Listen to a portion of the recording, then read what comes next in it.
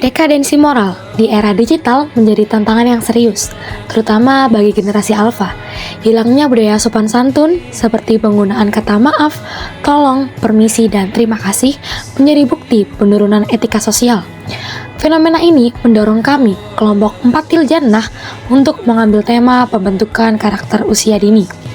Melalui program di TPQ Sidoarjo dan di SDN Gubeng 3, kami memadukan pendidikan agama dan etika berbahasa, serta mengaji menjadi cara efektif untuk menanamkan nilai kesabaran, kejujuran, dan kedisiplinan.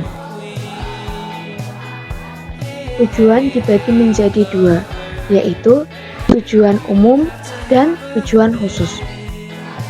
Tujuan umum itu sendiri digunakan untuk meningkatkan moral dan karakter positif anak usia dini melalui penanaman kebiasaan mengucap 4 kata ajaib seperti maaf, tolong, permisi, dan terima kasih sebagai langkah preventif dekadensi moral. Selanjutnya, tujuan khusus digunakan untuk mengetahui perbedaan kondisi perilaku anak-anak, terutama dalam hal moral sikapnya, sebelum dan sesudah diberikan edukasi tentang 4 kata ajaib. Nama kegiatan.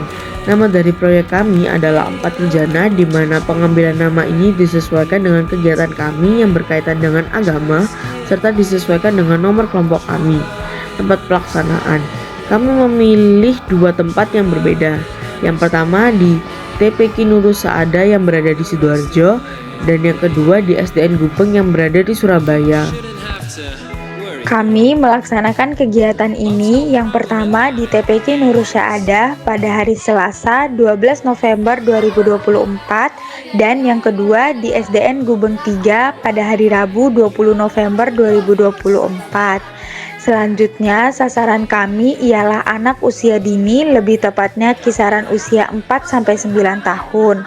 Target kegiatan kami adalah membimbing lebih kurang 20 anak-anak peserta didik di TPQ Nurus Saada dan 25 orang siswa-siswi SDN Gubeng 3 untuk diajak belajar bersama sesuai dengan kegiatan proyek kami. Selanjutnya adalah rencana hasil analisis kegiatan. Untuk mengetahui hasil dari edukasi, kami memberikan pretest dan juga posttest dalam bentuk kuis lisan yang hasilnya dikelompokkan menjadi 2 kategori, yaitu pemahaman sedang hingga baik dan kurang hingga buruk, yang kemudian presentasinya akan menjadi pembanding tingkat pemahaman antara sebelum dan sesudah mendengarkan edukasi. Kami juga menentukan perbedaan peningkatan presentase pemahaman pada SDN 3 Gubeng dan TPQ Nurus Saada. Pada TPQ Nurus Saada adalah sebanyak paling sedikit 50%, sedangkan SDN 3 Gubeng adalah 30%.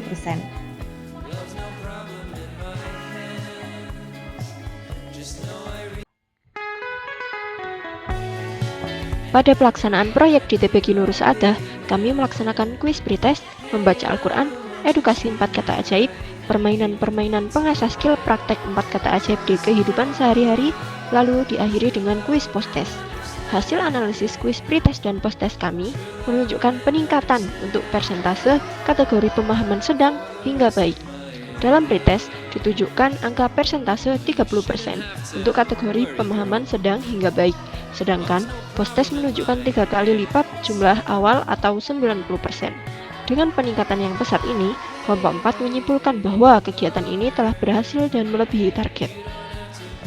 Pada SDN Gubeng 3, kegiatan ini didahului dengan pretest dan posttest.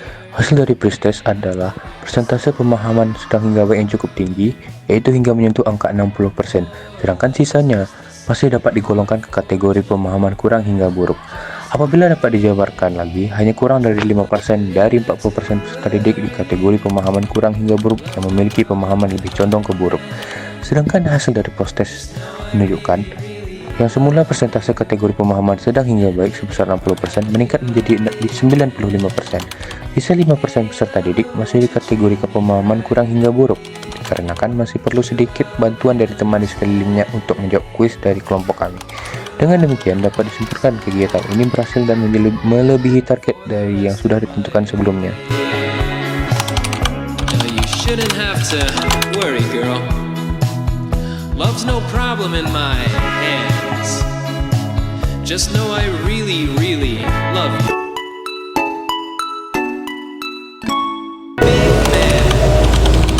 Kelompok 4 Iso gak iso, kudu iso.